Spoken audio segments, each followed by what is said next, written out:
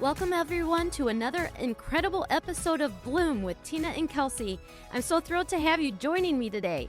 Our mission here is to empower you to bloom into the best version of yourself, no matter the challenges you face. Today, we have the absolute honor and privilege of introducing a truly phenomenal guest, Cristina P Simmons.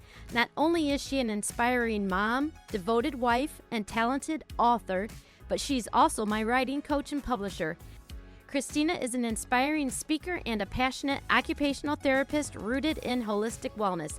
She's the brilliant mind behind the transformative book, Eat Your Feelings: How to Devour, Digest, and Detox Pain from Your Life.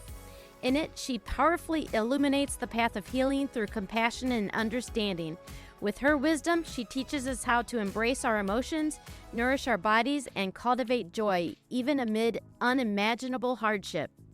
So, if you're ready, join us. Listen to our podcast on your favorite platform. Remember to click follow, give us a 5-star ranking, and share this episode with your friends. So, let's get ready to bloom. This is a conversation you do not want to miss.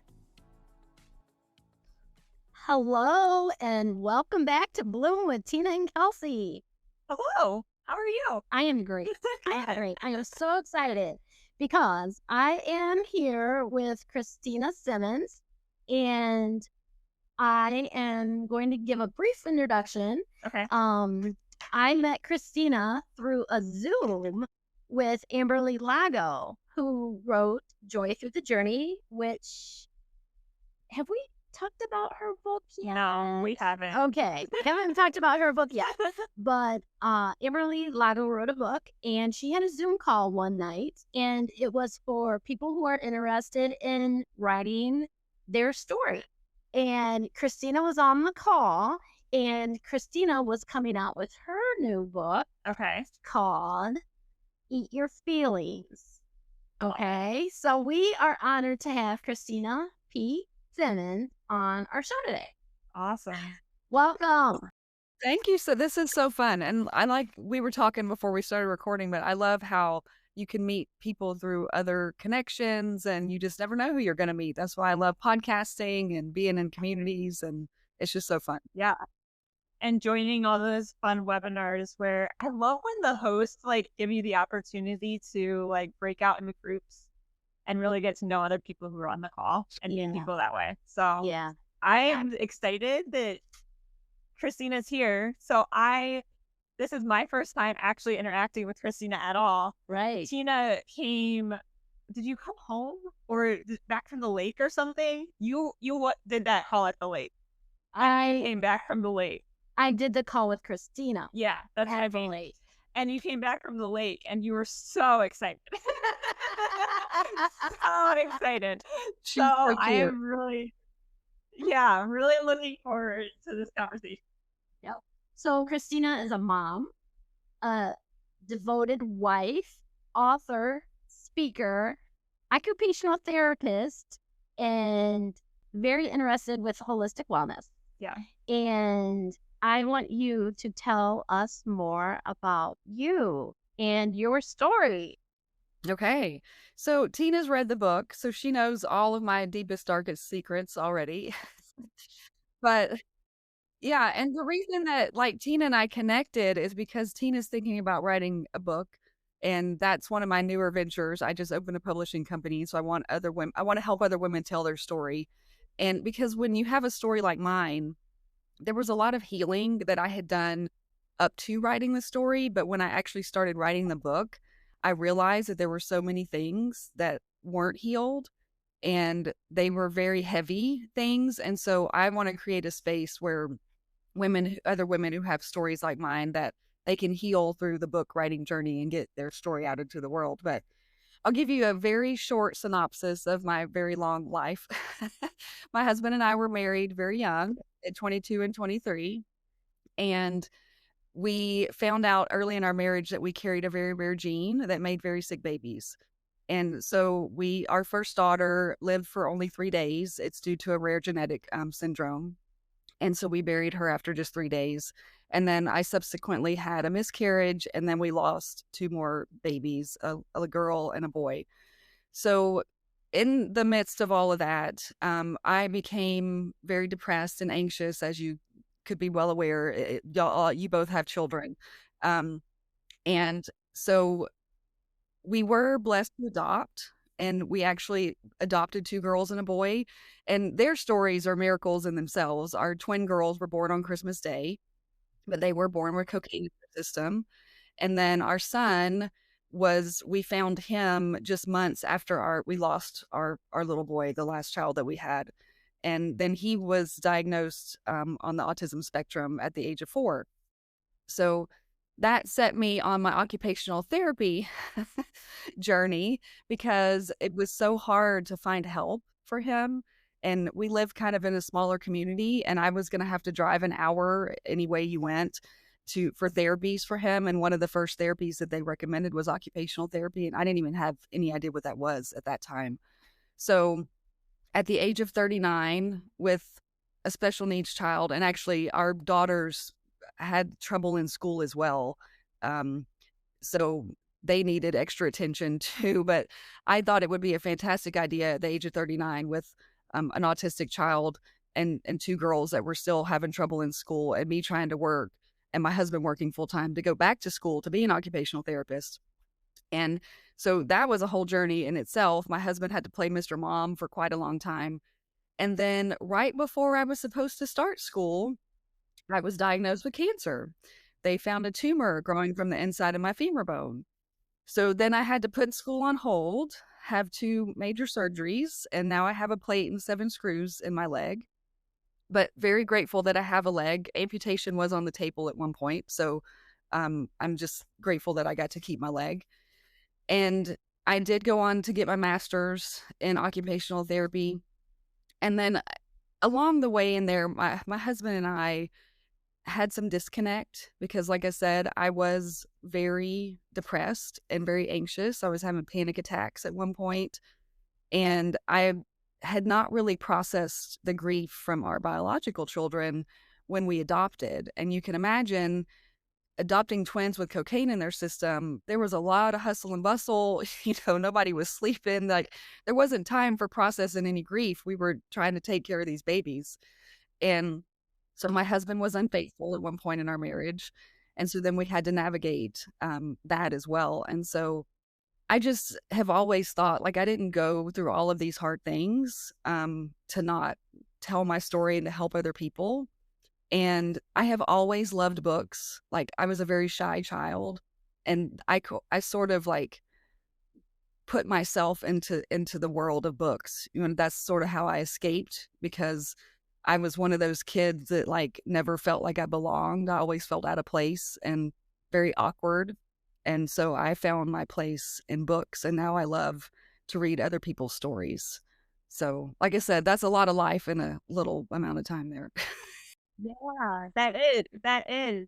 So what made you decide, like, how did you eventually get to the point that you're like, I'm gonna write the book, I'm gonna do the thing? Because that's a big decision.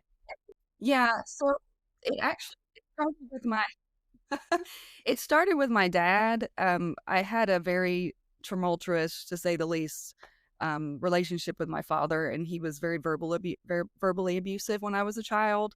And so I start the book with that, and I had to forgive him, but I ended up forgiving him just 2 weeks before he passed away. And so I think that in some ways that gave me a little more permission to like finally write the book, because I was worried about some of the things that I was going to put in there and how family members would feel and all of those things. I'm sure that a lot of people worry about when they write their story, their memoir. But and I also think though that I realized how short life is, and what was I waiting for? I mean, his death was kind of sudden, and not that he was very healthy, like he didn't take good care of himself, but I just realized that, I had been sick for a lot of years myself. I had a lot of chronic pain, and I had destroyed my gut because I was eating my feelings for 20 years. And so I thought, I'm not waiting anymore. I want to help other people, and this is the way that God told me that I needed to do it. So Wow. Can you share with us the moment that you had that calling, that you needed to write that book, that you had to tell your story? What were you feeling at that time? So it actually started when I had my surgeries, my leg surgeries, because I was in bed for weeks on end. And so I thought, well, I'm not doing anything else. I might as well start writing this book. And so I had looked up, there were several people who had like these little courses on, how to do a book proposal and how to put it together and all that kind of thing. And so way back then, because that was back in 2015, like 10 years ago, I took a little course and made my outline and did a book proposal and like sent it off to several publishers. And, I got a couple responses, but nobody picked it up at the time. And that's when it really started. It started 10 years ago. And so I had kind of the outline, but there were so many more things that happened in those 10 years that when I started writing it last year to publish, I mean, I kept some things, but I mean, I completely revamped it. I changed the title. I mean, it was just a whole new rebirth of it. So I was going to ask you about the title. So it's sort of funny because if you look at the picture too, so it's called Eat Your Feelings. And for those who are listening on the podcast, it's got like a big mouth with like all these words coming out of the mouth: full, shame, angry, calm, sadness, anxiety, depression, fear, safe, joy, trauma, happy. And just what like inspired this graphic and the title of the book? it really, it came to me in a vision. I know I sound very woo woo when I say that, but like one day, I don't You're even, good.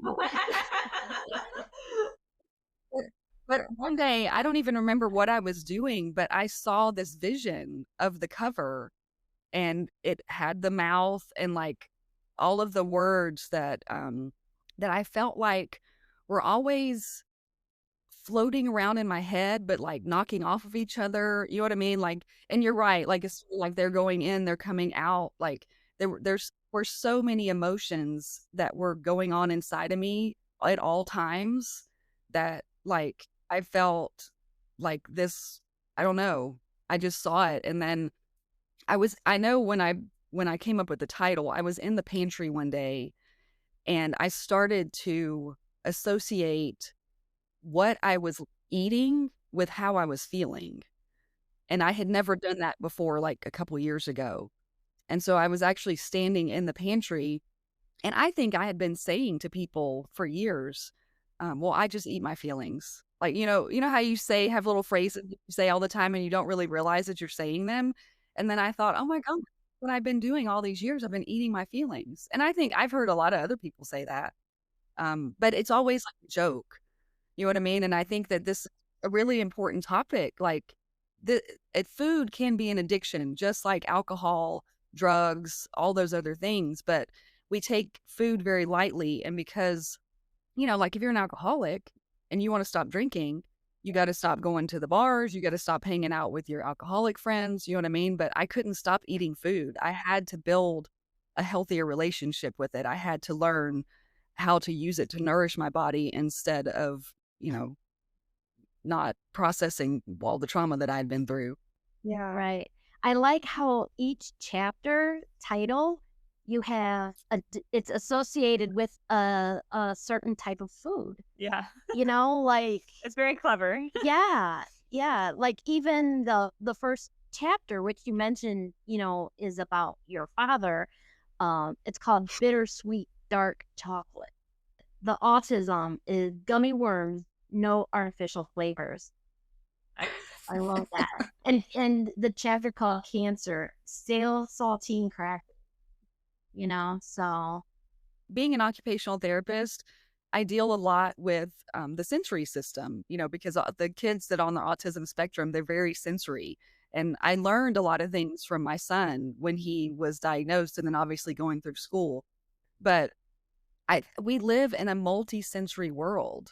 You know what I mean? Like there's not any one time where you're not feeling, smelling, touching, tasting, like all at the same time. You know what I mean? And that's why these kids get so overstimulated and overwhelmed, because there's all of these things coming at the body all the time. And so I sort of wanted to give people a different way to look at things as sort of a multisensory experience when with the book chapters. Yeah, I love that. So share a little bit with us about your relationship with food. It sounds like you've been through having a food eating disorder, maybe, and what it took for you to kind of overcome that and shift your relationship with food. Yeah, it's funny, before I wouldn't have considered myself to have an eating disorder, but I think any time that you are eating to avoid something else, I mean, that is an eating disorder. And I would have times of binging. I never purged. And but I also had times where I would deprive myself of food. So those are all characteristics of an eating disorder. Um, I started like down the self-development road, and that had to have been 15 years ago or so. And so I started really looking at what I was putting into my body, what I was putting into my brain. That's all the same thing, like what you're feeding your body, but you're also feeding your mind. So I really started looking at all of those things, and our spirituality. We had sort of lost our connection with God, and that was taking a toll on our marriage. And so it was, I mean, all of those things. And I think today people want like a magic pill or a magic shot or, whatever it is. And those things, they just don't exist. You've got to take care of the whole you.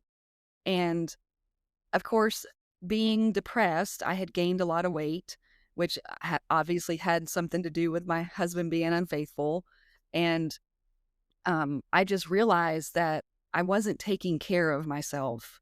And so how could I take care of my family if I wasn't even taking care of myself? And so that's when I really started looking at how I was just being more self-aware and how I was interacting with everything, not only food, but relationships and community and connection and all those things. And we hear that all the time, like the you can't pour from an empty cup. And we hear it and we say it, but sometimes it really takes like getting to a breaking point to like actually make the changes to fill your cup and take care of yourself and actually realize it and do it, and not just like go through the motions of, but I am taking care of myself because I did a spa day, or I am taking care of myself because I'm taking this pill and magically that's going to fix all the things. Like it's like a drastic overhaul of a lifestyle takes a lot more. And so where did, like, because that's a lot of things you mentioned, where did you even start? Because you mentioned God, you mentioned, how you're like eating, what you're eating, obviously movement comes into play, all of these things. Where did you start when you went on that journey? Yeah, I think movement really got me more focused on it, because I realized that, so my son loves deep pressure. He loves roller coasters. Like G-force is calming to him. It's the craziest thing. It's like, his sensory system is sort of flip-flopped. So learned a lot of that from him, but I also learned with myself that lifting heavy weights calmed my nervous system. And so I started going to the gym, and I found, like a whole family there, and a community there, and started to feel stronger. You know what I mean? And I think, and I bought myself like some new workout outfits, and you know what I mean? Like it was kind of a lot of different things. Like I was saying, the way that you carry yourself is so many different things put into one. It's not just what you're wearing, and it's not just how you're feeling, and it's not just, so, but that made me feel really strong. And then that was such a blessing too, because I don't think I would have been able to recover from the surgeries as well if I hadn't been working out and eating better when I went into that cancer scare, because I was strong. And so I recovered, I think as quickly as somebody could when, having that type of surgery. So I was thankful that all of those things lined up the way they did. But yeah, movement for sure. Because when you're depressed, you just want to sit sedentary and isolate.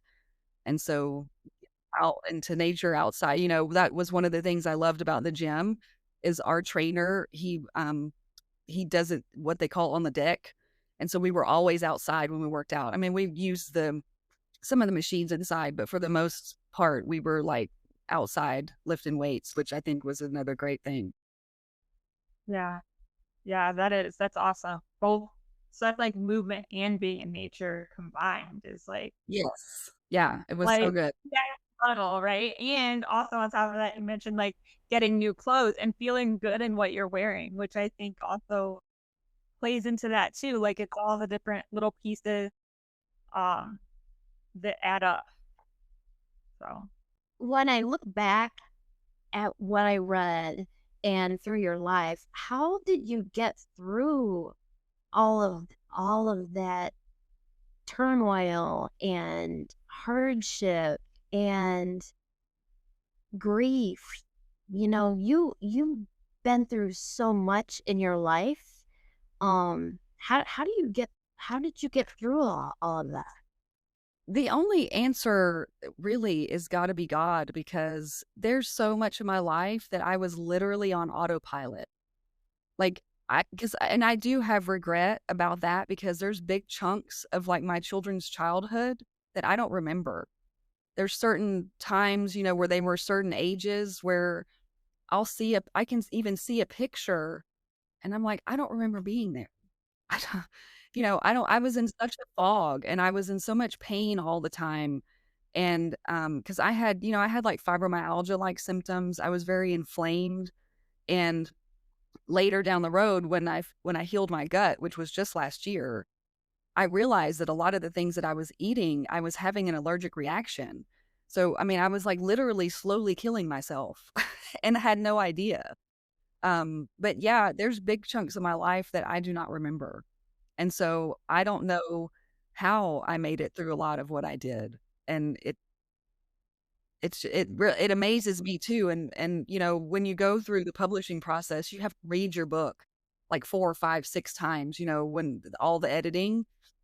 And about the 4th time I read it, I was like, oh my gosh, like I actually lived through all of that. You know what I mean? Like it made me look at myself differently and to really see how strong and how courageous I really am. And that's what I want other women to learn about themselves and to learn to love themselves again. And that's what I didn't. I was so uncomfortable in my own skin. And that is just a terrible place to live because I did it for a long time.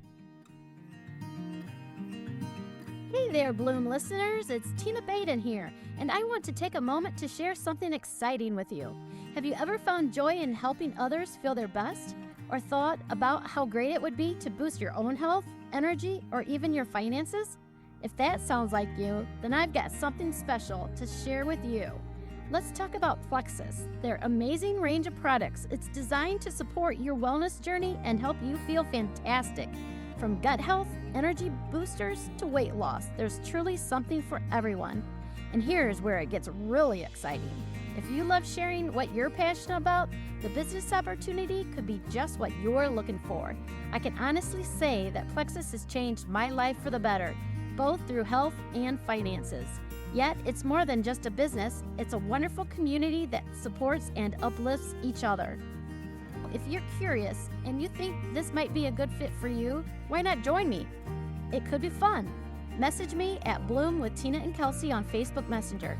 Embark on this journey and let's bloom into our best selves together. You have such strength, and there's so many people that go through so much trauma in their lives that they could just spiral down, but you didn't. You chose and you rose up. That's just amazing.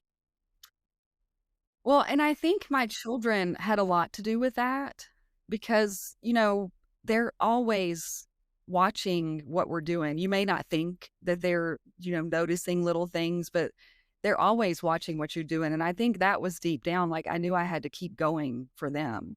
And because God had given me these wonderful gifts Like, my husband, he's so funny because when I was talking about writing the book, he's like, do you really think anybody's going to want to read our story? Like, because to him, it's not a big deal. Like, we lived it. Right. You know what I mean? And so you think, well, anybody could go through all of that. But you're right. A lot of people would not have gotten up. I mean, because I was knocked down a lot of times. And I used to joke and say, my quitter's broken. I mean, I don't know how else to say it. But I've just always had kind of that spirit of like, you've got to keep going. And I think I always knew too that there was a bigger plan and that I was meant to do bigger things with my life. And so, and you can't know joy unless you know despair. I mean, how can I walk through something with somebody else if I haven't been in their shoes? Yeah. So I think we all have to go through these trials in order to really be able to help somebody else through what they're going through. Now, you mentioned that you were in Amberly Lago's mastermind. Was it through going through that sort of changed your life around, or was it before then? I mean, like I said, we had started our self-development journey a long time ago, but I got into podcasts, I got into listening to podcasts probably a couple years ago, and I heard Amberly on Ed Milet's podcast. I love Ed Milet. And of course, I resonated with her, obviously. I mean, she's such a light in this world. You've been on Zooms with her and you've seen her stuff. But of course, because the whole leg thing, she had had all those leg surgeries and she'd been through a lot in her life, and getting to know her better, like even some of, our childhood is the same and the way that we were brought up, and we just, kind of kindred spirits. And so I was drawn to her because of that, but I didn't even have any idea what a mastermind was. And I thought, she's famous. I'm never going to be able to afford this. Like, she's not even going to ask me in because, like, who am I? You know what I mean? And she did ask me as soon as we got on the call. Like, I mean, she asked me to come into the mastermind, and I couldn't afford it at that time. But my father had passed away, and so I was supposed to be getting a little bit of money from his estate. And so I told her, I said, well, if the money comes through, and then, I'll call you back or I'll email you or whatever. And then, I don't know, like 2 weeks went by, and I thought, what am I waiting for? Again, kind of that thing of like, life is short. Why am I waiting? And so I just put the first payment on a credit card, and I mean, the rest is history. I mean, the amount of growth that I've had in the past year has just been unbelievable. But it's being around women that are in her community and how much they uplift each other. And, no idea is too big. They're always there to support you. And, the events that we've been a part of. And she really teaches you, not only like gave me connections to write the book and get it published, but how to put together a talk and how to present yourself on stage and how to hold yourself as confident. And, and it's all about, but her through line is all about helping other people. And I think that's the communities that we need to be in, the people that are giving back. So yeah, I'm just so grateful to her. It's putting yourself in the room. That's what I hear.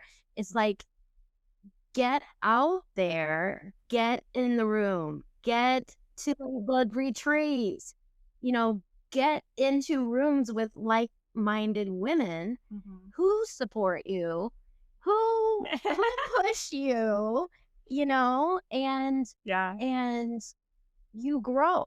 Yeah. Pay attention to who, and it's not even just putting yourself in those rooms, but I think even look at your circle of friends. Yes. The family you're spending time with, like who is bringing you down and who's lifting you up. And you might lose a few people along the way, and that's really hard when you decide it's time to make a change. But it's your responsibility to put yourself in the circles that are going to support the direction you're trying to go instead of keeping you where you're at. Hi friends, it's Kelsey here. If you've been listening to the podcast and wondering what it's actually like to work with a financial planner, or if financial planning is even for you, I totally get it.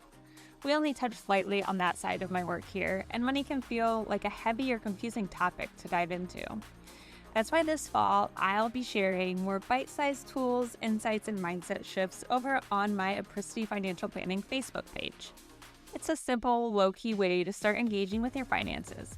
No pressure, just gentle guidance and encouragement to help you feel more confident and aligned with your money. If that sounds helpful, I'd love to have you there. Just search Apricity, that's Apricity Financial Planning on Facebook and hit follow. And if you've been carrying questions about your finances or wondering what support might look like, I'd love to talk to you. You don't have to figure it all out alone. Just give me a call, 419-825-6161, or send me an email at kelsey@apricityfp.com.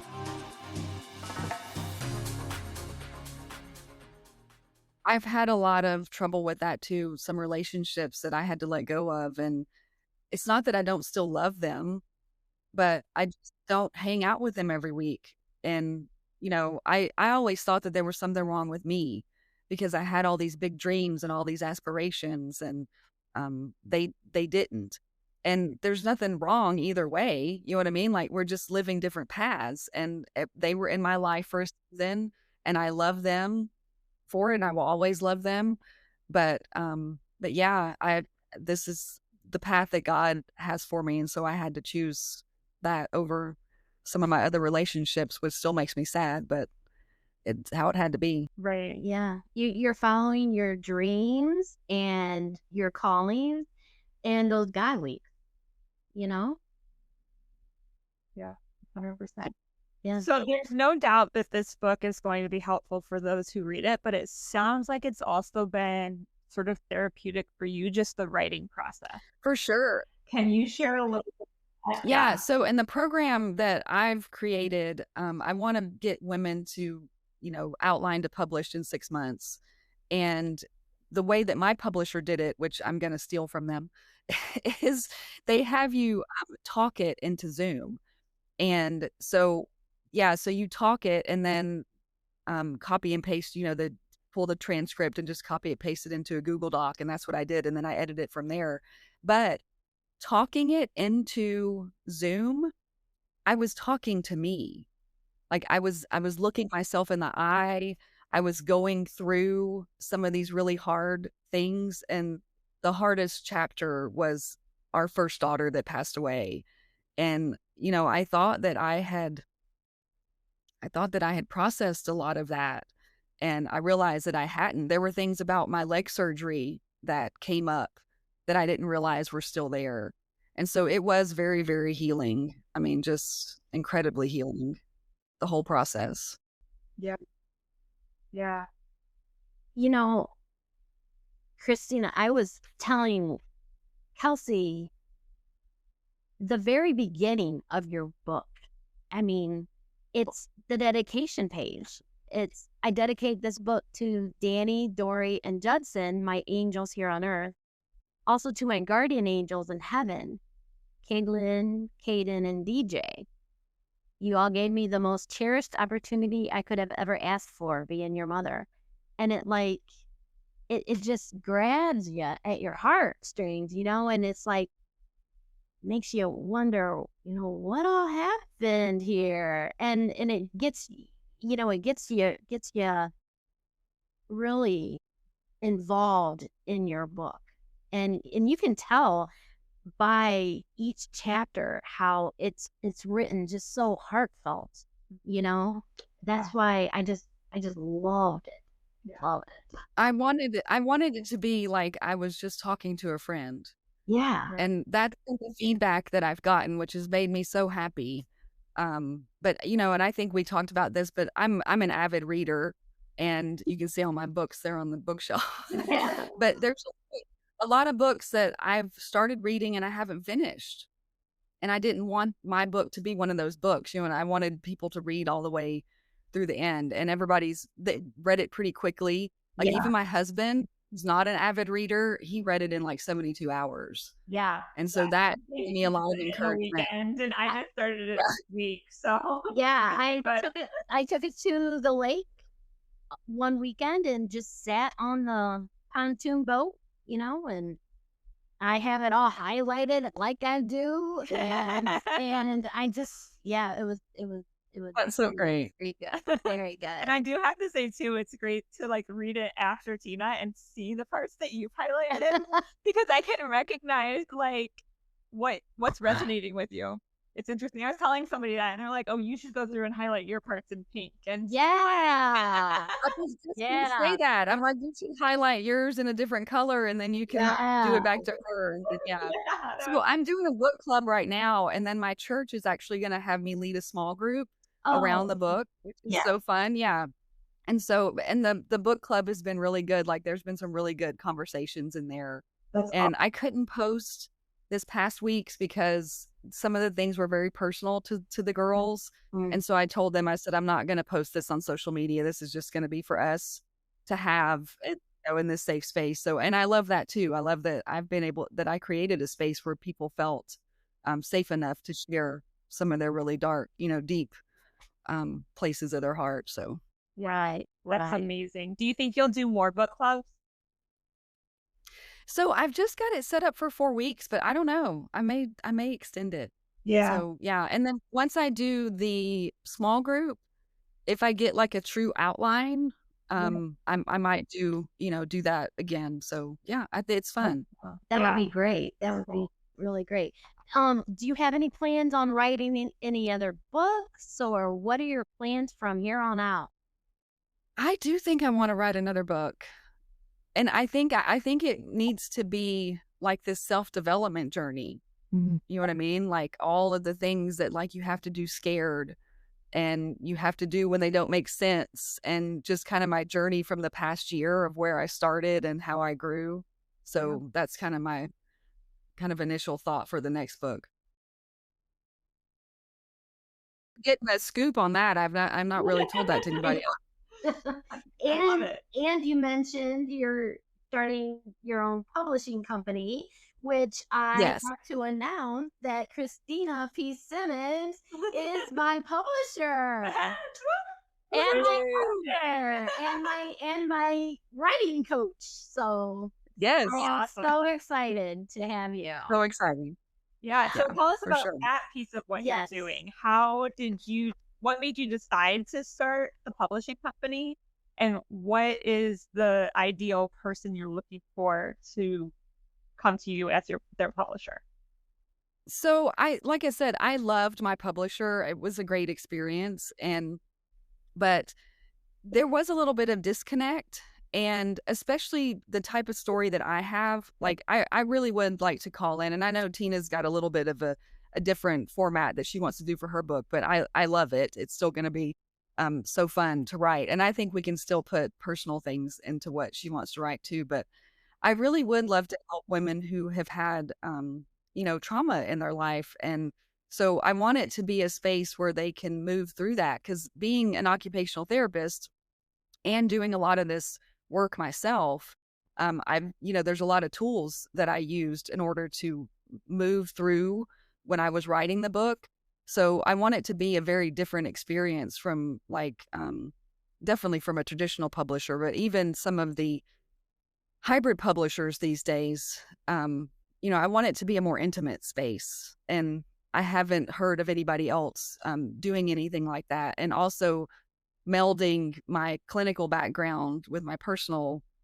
And so yeah, but I want it to be like a 6 month, and then we'll see where it goes.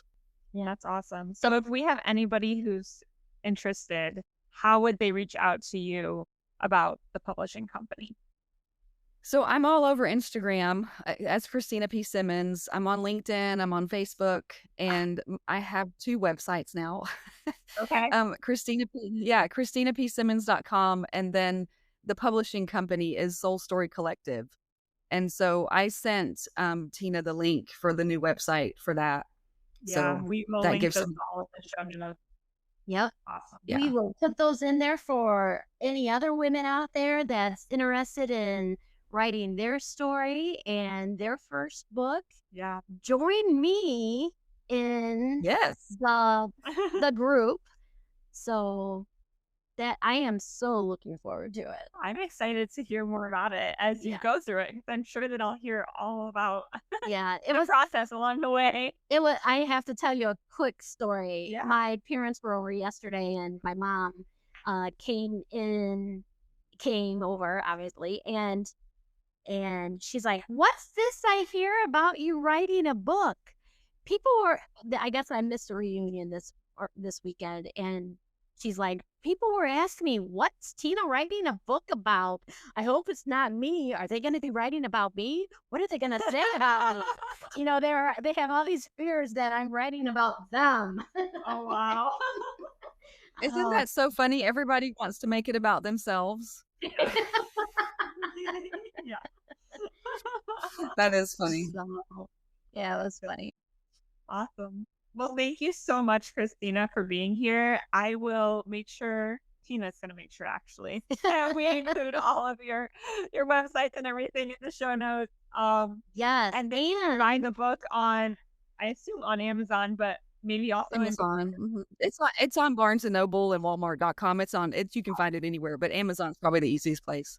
Okay, so Eat Your Feelings by Cristina P Simmons, and it's Cristina. So Yes. It's no H. Yes. thank you so much for being on our podcast. Thank you so much. This was so fun. I just love y'all. I've been listening to some of your podcasts and they're so fun. Yeah. Thank you so much, Cristina, for being vulnerable and open and sharing your story too. Thank you so much for tuning in to another episode of Bloom with Tina and Kelsey. Your support truly means the world to us, and we're so grateful to have you as part of our blossoming community. We hope you enjoyed this week's conversation and found inspiration in our discussions. Don't forget to subscribe so you never miss an episode. And if you love what you hear, please consider leaving us a review. Your feedback helps us grow and reach more listeners like you. Join us next week for another exciting episode filled with insights, laughter, and growth. We can't wait to share it with you. Keep blooming and see you soon.